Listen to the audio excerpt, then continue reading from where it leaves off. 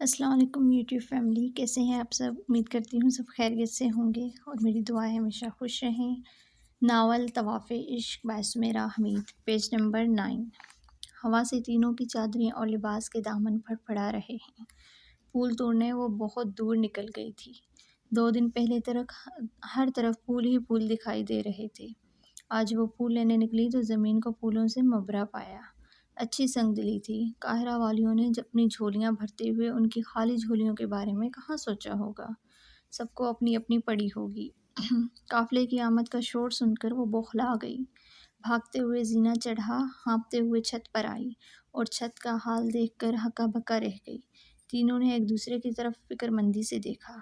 جنت، آمنہ اور عزیزہ نے۔ زیادہ نہیں لیکن کچھ پھول ان کے پاس بھی تھے۔ پوری طرح نہیں لیکن تھوڑا بہت حق وہ بھی محمد شریف پر رکھتی تھی۔ دن کے بیان میں بیت اللہ جانے والے کسوہ کے دیدار کا قیام شامل ہو چکا ہے۔ دن ٹھنڈا ہے، موسم گرم ہے اور گرم ہی قاہرہ والیوں کا مزاج ہو رہا ہے۔ کیا قاہرہ میں ہمیشہ سے اتنی عورتیں آباد رہی تھی یا یہ سب اچانک زمین سے اگ آئی تھی؟ ورنہ کیا آسمان سے ٹپکی تھی؟ آسمان سے کیوں ٹپکیں؟ زمین سے کیوں اگیں؟ آسمان کھلا تھا اور چھتوں پر سانس گھٹ رہا تھا۔ کناروں کی طرف کھڑی کار نے جلالی فسادی جلی بھنی کبابی بنی ہوئی تھی۔ انہیں ہاتھ لگا کر کھسکانے کی دیر ہوتی تھی کہ وہ بھڑک اٹھتی تھی۔ ایڑیاں اچکا کر دیکھنے کی جدوجہد بھی جاری تھی۔ پھر بھی کچھ دکھائی نہیں دے رہا تھا۔ وہ مرمرا جاتی اور ان کی روحیں آسمان کی طرف پرواز کرتے ہوئے کچھ دیکھ ویکھ لیتی تو الگ بات تھی۔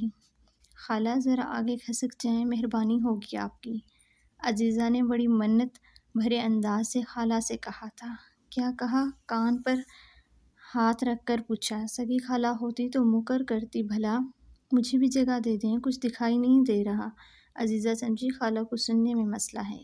ضعیف خالہ نے آنکھیں چندھیا کر جوان عزیزہ کو گھورا۔ تعجب، اپنی نظر کا قصور، میرے سر کیوں منڈ رہی ہو؟ عزیزہ ہکا بکا رہ گئی۔ ہیں، میں نے تو التجا کی کہ مجھے اپنا کہنا سننا بند بھی کرو۔ خالہ خلاصہ بڑی روکھی نکلی۔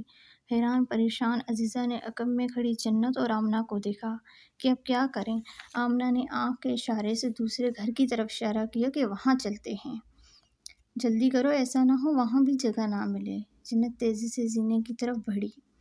جلدی کرنے پر بھی جگہ نہیں ملی۔ تل دھرنے نظر بھرنے کی جگہ دوسری، تیسری، چوتھی چھت پر بھی نہیں ملی۔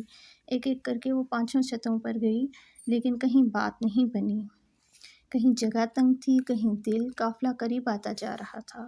اگر وہ ایسے ہی بھاگ دوڑ کرتی رہیں تو پھر